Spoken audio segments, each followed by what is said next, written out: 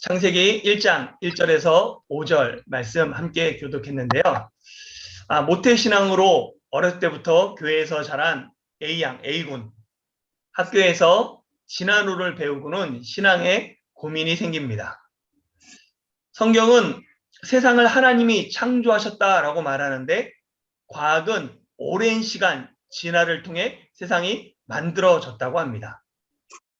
과연 세상은 어떻게 만들어진 것일까요? 혹시 이런 고민을 해보셨습니까? 이런 고민을 했다면 어떻게 이 고민을 해결하셨습니까? 아직 이런 고민을 하지 않은 우리 자녀들은 앞으로 어떻게 이렇게 이 고민을 해결해야 할까요? 신앙과 과학, 특히 창조와 진화의 문제는 그리스도인의 오랜 고민입니다. 이에 대한 교회의 의견이 세 가지가 있어요. 첫 번째는 젊은 지구 창조론입니다. 이는 우주의 나이를 6천년에서 10,000년 사이로 짧게 봐요. 대표적으로 창조 과학회가 대표적인 것이죠. 두 번째는 오래된 지구 창조론입니다. 창세기 1장의 6일을 하루 24시간으로 해석하지 않고 오랜 시간으로 해석하죠. 현대 천문학과 지질학의 연구 결과는 수용하지만 생물 진화에 대해서는 반대하는 입장입니다. 세 번째는 창조적 진화론입니다. 이것은 하나님께서 창조하신 피조물이 스스로 진화할 수 있도록 하나님이 창조하셨다라는 이론이죠. 기독교 안에서 이 창조만큼 뜨거운 감자도 없습니다. 그래서 창세기 1장이 설교자로서 설교하기 부담스러운 본문이에요. 그런데 한 가지 분명히 짚고 넘어가야 할 점이 있습니다. 진화론은 과학이고 창조론은 신앙이라는 관점이에요.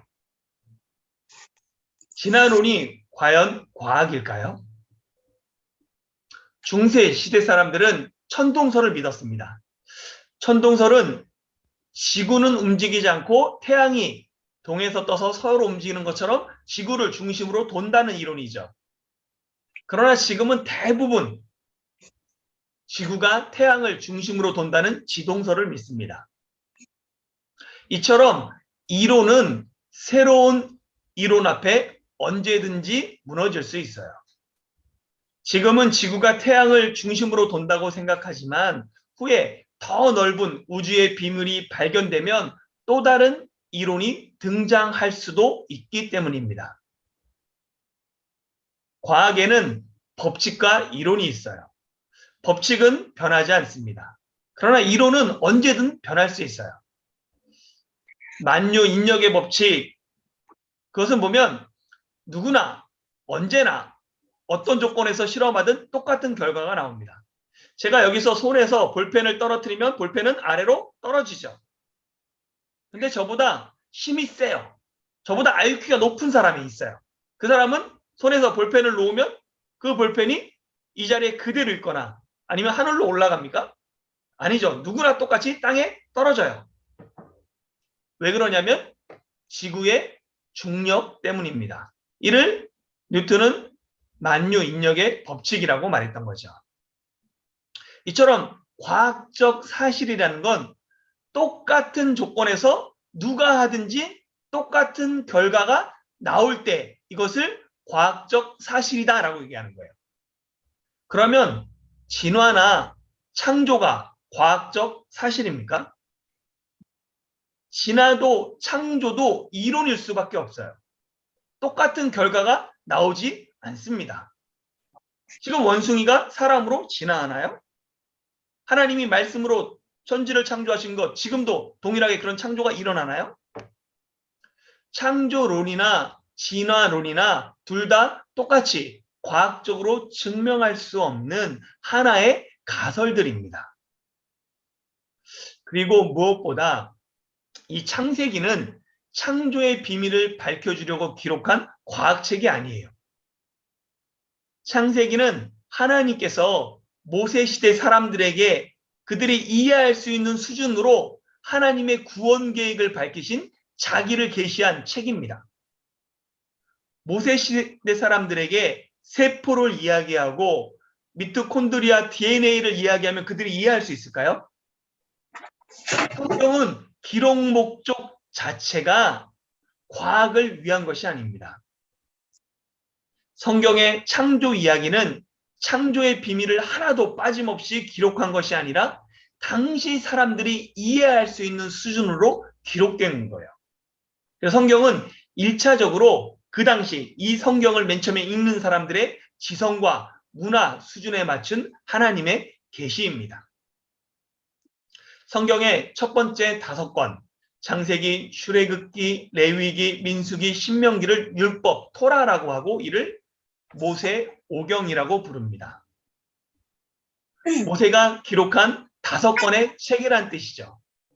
이 모세오경 중에 생각해 보면 출애굽기, 레위기, 민수기, 신명기는 출애굽한 이스라엘 백성들이 경험한 이야기예요.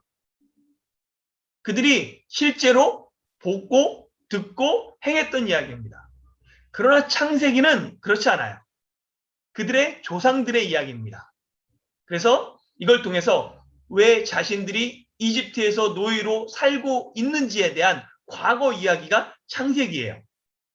그래서 창세기를 읽으면 왜 이스라엘 자손이 이집트로 가게 되었는지를 알게 됩니다. 또한 창세기는 이스라엘을 출애굽시킨 하나님, 그분이 어떤 분인가를 알려주는 책이에요. 그래서 보면 모세오경은 하나님이 태초에 천지를 창조하신 창조주 하나님이다라고 시작합니다. 모세가 왜 창세기를 기록했는지 그 기록 목적을 이해하시겠습니까? 이것이 창세기의 표면적인 1차적인 기록 목적이에요. 이 표면적인 기록 목적을 알았으면 이면의 기록 목적도 알아야 돼요. 왜냐하면 모든 성경은 하나님의 감동으로 된 것으로 오직 성령의 감동하심을 받은 사람들이 하나님께 받아 말한 것이기 때문에 그렇습니다. 그러니까 그냥 모세가 기록한 목적만 들여다보면 나무를 보다가 숲을 못 보는 경우가 생긴다는 거예요. 성령님께서 이 성경을 기록하신 목적, 성령님께서 모세를 통해 창세기를 쓰게 한 목적이 있다는 거예요. 그 목적을 놓치지 말아야 합니다. 그 목적은 결국 뭐냐면 인간을 구원하기 위한 거라는 거예요. 성경은 구원의 책으로 하나님의 구원 이야기를 담고 기록한 책입니다. 그래서 보면 성경은 창세기의 천지 창조로 시작해요. 그리고 요한계시록 마지막에 새하늘과 새 땅의 완성으로 마칩니다. 이 창세기의 큰 줄기는 창조로 시작한 하나님의 나라가 재창조를 통해 하나님 나라 완성으로 되는 이야기예요. 그래서 창세기 3장부터 요한계시록까지가 어떻게 하나님 나라가 완성되는지, 어떻게 하나님이 자기 백성을 구원하는지에 대한 이야기입니다. 그리고 이 구원 이야기의 핵심이 예수님이에요. 그렇기 때문에 우리는 이 성경 속에서 예수님을 발견해야 됩니다. 창세기 역시 마찬가지이죠. 창세기 곳곳에 예수님이 감추어져 있습니다. 그래서 오늘부터 시작하는 이 창세기 설교를 통해서 그 속에 있는 예수님과의 만남이 우리 가운데 있기를 소망합니다. 창세기 1장 1절은 이렇게 되어 있어요. 태초에 하나님이 천지를 창조하시니라. 성경은 하나님의 창조로 시작합니다. 그러나 이 말씀이 과연 어떤 뜻인가 우리는 제대로 알 수 없어요. 수많은 궁금증을 남기죠. 태초가 언제부터인지, 하나님이 어떤 분이신지, 천지가 어디서부터 어디까지인지, 창조의 비밀이 무엇인지, 이 모든 물음에 대답할 수 있는 인간은 단 하나도 없습니다. 우리는 모른다고라고 답할 수밖에 없어요. 그렇게 우리는 창조의 이 신비 앞에 선택해야 됩니다. 계속해서 성경을 읽을 것인가, 아니면 덮을 것인가. 성경을 하나님의 말씀으로 받아들일 것인가, 거부할 것인가? 하나님을 인정할 것인가, 말 것인가? 철학은 유신론과 무신론으로 나눕니다. 신의 존재를 믿는 유신론과 신의 존재를 부정하는 무신론, 자, 비슷한 비율로 생각하지만 실상은 그렇지 않아요. 2007년 조사에 따르면 전 세계 인구 중에 무신론자는 전체 인구 중에 약 2.3%밖에 되지 않습니다. 그리고 신이 있는지 모르겠다, 불가지론자, 나는 모르겠어요 하는 사람이 약 11.9%입니다. 그러니까 나머지 85% 이상은 신의 존재를 인정합니다. 역사적으로 철학과 신학은 여러 가지 방법을 통해 하나님의 존재 증명을 시도했어요. 그러나 다양한 신존재 증명 방법이 있었지만 하나님을 온전히 설명하기에는 모두 다 부족한 점들이 있었습니다. 인간은 자신의 모든 지성과 이성을 다 동원해도 하나님을 온전히 알지 못합니다. 그렇게 성경은 하나님의 존재를 설명하거나 증명하지 않고 단지 하나님을 창조의 주체로 증언하면서 시작하는 거예요. 인간의 지성으로 하나님을 온전히 알지 못할 뿐만 아니라 반대로 하나님이 아무리 알기 쉽게 자신을 설명해도 그 설명을 인간은 온전히 이해하지도 못하고 그 설명이 100% 하나님을 설명한 것도 아닙니다. 그래서 모세가 하나님이 누구냐라고 물었을 때 하나님은 자신을 정의하지 않으세요. 그저 나는 스스로 있는 자다, 나는 나다라고 말씀하십니다. 결국 하나님의 존재는 증명이 아닌 믿음의 문제가 돼요. 이는 창조도 마찬가지입니다. 성경은 창조를 증명하려 하지 않아요. 이것을 믿음의 문제로 봅니다. 히브리서 11장 3절에 보면 믿음으로 모든 세계가 하나님의 말씀으로 지어진 줄을 우리가 아나니 보이는 것은 나타난 것으로 말미암아 된 것이 아니다라고 얘기해요. 창세기 1장 1절은 설명이나 증명이 아닌 믿음의 문제입니다. 보이는 모든 만물은 사람이 볼 수 있는 무엇에 의해 생겨난 것이 아니에요. 보이지 않는 하나님에 의해 창조되었다. 그렇기 때문에 이것을 믿음으로 받아들였다라는 것이 히브리서의 고백입니다.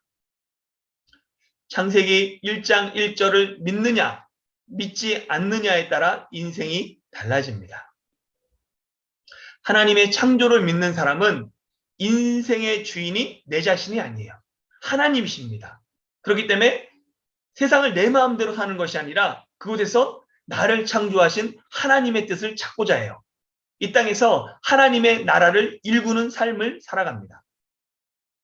그러나 진화를 믿는 사람은 그 사람에게 있어서 인생은 그저 어쩌다가 태어난 의미 없는, 그리고 또 의미 없이 사라질 그것이 인생이에요.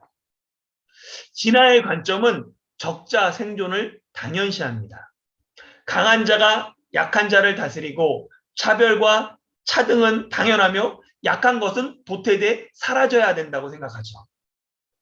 시틀러가 동성애자, 장애인, 유대인들을 학살한 배경에는 이런 진화론적 사고가 있었기 때문입니다. 진화론의 관점에서 인간의 존엄성이나 인간의 소중함은 사라져 버립니다. 이처럼 하나님의 창조를 믿고 안 믿고에 따라 인생을 보는 인생관이 달라져요. 창조론자와 진화론자가 세상을 바라보는 세계관이 다릅니다. 여러분이 추구하는 세상은 어떤 세상입니까? 하나님의 관점, 창조의 눈으로 세상을 바라보는 우리가 돼야 합니다. 창세기 1장 1절은 하나님의 창조 선포다라고 해석할 수도 있고 실제로 하나님의 창조다라고 해석하기도 합니다. 1장 1절을 선포로 해석하면 1장 2절부터 2장 3절까지 하나님이 안식하실 때까지가 구체적인 창조 기록이 돼요. 이와 달리 창세기 1장 1절을 실제 창조로 보는 주장은 하나님께서 천지, 그러니까 우주와 지구를 창조하셨지만 아직 6일간의 구체적인 창조가 이루어지지 않았기에 지구가, 땅이 어수선한 모습이었다는 거예요.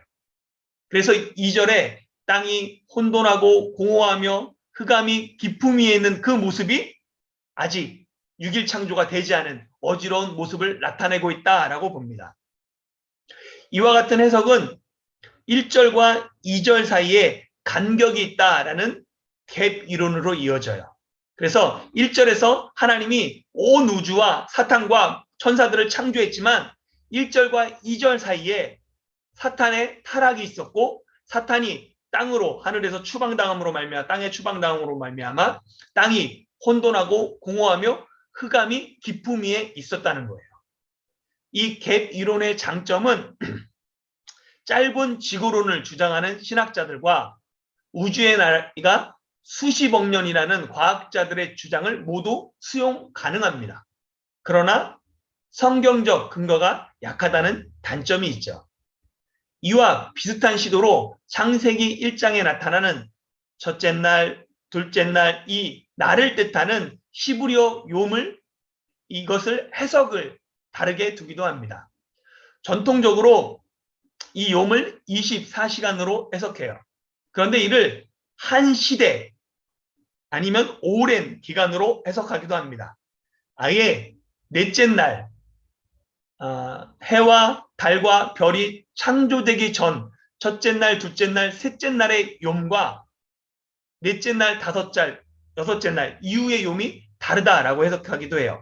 왜냐하면 태양이 창조됨으로 우리가 지금 알고 있는 그 시간 개념, 하루라는 개념이 생겼기 때문에 그렇습니다. 그래서 넷째 날 이후는 24시간을 의미하지만 그 전의 욤은 더 오랜 기간을 나타낸다라는 주장도 있습니다.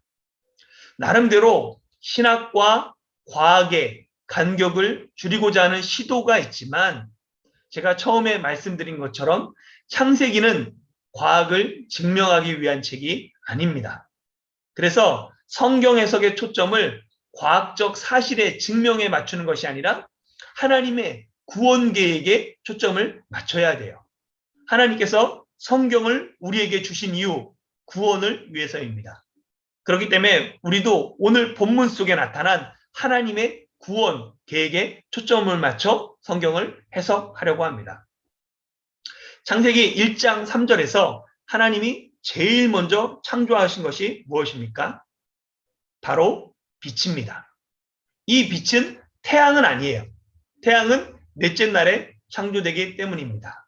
그래서 생각해보면 이 빛이 바울이 담에서 가는 길에 그를 둘러 비쳤던 정오의 태양보다 더 밝은 그 빛인 거예요.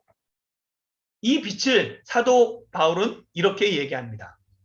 고린도후서 4장 6절에 보면 어두운 데에 빛이 빛이라 말씀하셨던 그 하나님께서, 어두운 데서 빛이 빛이라 말씀하신 그 하나님이 어떤 하나님이에요? 창세기 1장 2절에서 3절의 하나님이죠. 땅의 무질서와 공허와 혼돈과 흑암 가운데 하나님이 빛이 있으라 말씀하셨던 그 하나님께서 고린도서 계속 읽어보면 예수 그리스도의 얼굴에 있는 하나님의 영광을 아는 빛을 우리 마음에 비추셨느니라 라고 얘기합니다. 그러니까 그 빛이 예수 그리스도 안에서 우리 가운데 비춰졌다는 거예요. 이 빛이 바로 예수님이라는 거죠. 이 빛이 신약에서 동방 박사들에게 아기 예수님의 탄생을 알리는 큰 별이 되었고 온 세상을 비추는 참 빛이 되었습니다. 바로 이 땅에 세상에 빛으로 오신 예수님이 바로 빛이신 거예요. 그리고 이 빛이 있기 전 혼돈과 공허와 흑암이 깊음 위에 있는 그 상태가 내가 예수님을 만나기 전의 모습입니다. 내 상태가 빛이 없으므로 하나님 보시기에 좋지 않았던 모습인 거죠. 그런 내게 하나님이 빛이 있으라 말씀하셨어요. 내 삶에 빛이 비치고 그 빛이 하나님 보시기에 좋았습니다. 이것이 바로 복음이에요. 흑암에 비춘 빛, 그 빛이 복음이며 그 복음의 빛이 바로 예수님입니다. 창세기와 똑같은 구조의 창조 이야기가 신약 성경에도 기록되어 있어요. 요한복음 1장 1절에서 5절입니다. 태초에 말씀이 계시니라. 이 말씀이 하나님과 함께 계셨으니 이 말씀은 곧 하나님이시니라. 그가 태초에 하나님과 함께 계셨고 만물이 그로 말미암아 지은 바 되었으니 지은 것이 하나도 그가 없이는 된 것이 없느니라. 그 안에 생명이 있었으니 이 생명은 사람들의 빛이라. 빛이 어둠에 비추되 어둠이 깨닫지 못하더라. 아멘. 요한복음 1장 1절 태초에 계신 말씀, 이 말씀이 바로 예수님이십니다. 예수님이 태초에 하나님과 함께 계셨으며 예수님을 통해서 만물이 지어졌어요. 창세기에서 하나님이 천지를 창조하실 때 하나님의 영이신 성령님이 수면에 운행하셨습니다. 운행하다라는 시브리어 단어는 알을 품다, 날개를 치다라는 뜻이에요. 어미새가 자신의 알을 부드럽게 품고 있는 모습, 또는 어미새가 새끼 위에서 날개치며 보호하는 모습을 나타내는 단어예요. 그러니까 하나님이 세상을 창조하실 때 성령님이 혼돈과 공허와 흑암이 깊음 위에 있는 그 땅을 자녀를 돌비는 어미의 마음으로 품고 계셨다는 거예요. 창조 때 분명히 성령님이 함께 계셨습니다. 그럼 태초에 말씀이신 하나님은 어디 계셨습니까? 바로 하나님이 이르시되, 즉 하나님의 말씀이 예수님이십니다. 예수님은 하나님의 말씀으로 하나님과 함께 창조 사역을 행하고 계셨어요. 그래서 그가 없이는 만물이 창조된 것이 어떤 것도 없다는 거예요. 이처럼 태초에 하나님과 함께 계신 말씀, 그 말씀이 예수님입니다. 그리고 이 말씀이신 예수님 안에 생명이 있으니 그 생명이 사람들의 빛이다라고 얘기를 해요. 예수님은 참빛, 세상에 와서 각 사람을 비추는 빛이십니다. 그러나 빛이 어둠에 비추되 어둠이 깨닫지 못하고 예수님을 영접하는 자가 있고 예수님을 영접하지 않는 자로 나뉘게 됩니다. 그 내용이 요한복음 1장 1절에서 12절까지의 내용이에요. 창세기를 보면 빛이 하나님 보시기에 좋았어요. 하나님이 빛을 창조하시고 보시기에 좋아하셨어요. 그러면 계속해서 빛만 있어야 될 것 같은데 하나님은 빛과 어둠을 나누십니다. 오늘날에도 빛을 영접한 빛의 자녀와 빛을 거부한 어둠의 자녀가 나뉘어져 있어요. 이 구분이 없어지는 날이 있습니다. 바로 요한계시록 22장, 하나님 나라가 완성될 때입니다. 계시록 22장 5절에는 다시 밤이 없겠고 등불과 햇빛이 필요 없다라고 해요. 왜냐하면 주 하나님이 우리를 온전히 비추시기 때문입니다. 오늘 말씀을 마무리하려고 합니다. 사랑하는 성도 여러분, 그날에는 다시는 어둠이 없습니다. 그러나 그날이 오기까지 세상은 빛과 어둠으로 나뉩니다. 빛과 어둠의 세상에서 우리가 해야 할 일이 있어요. 세상에 빛이 되는 것입니다. 우리는 전에 깊은 어둠에 있던 자들이었어요.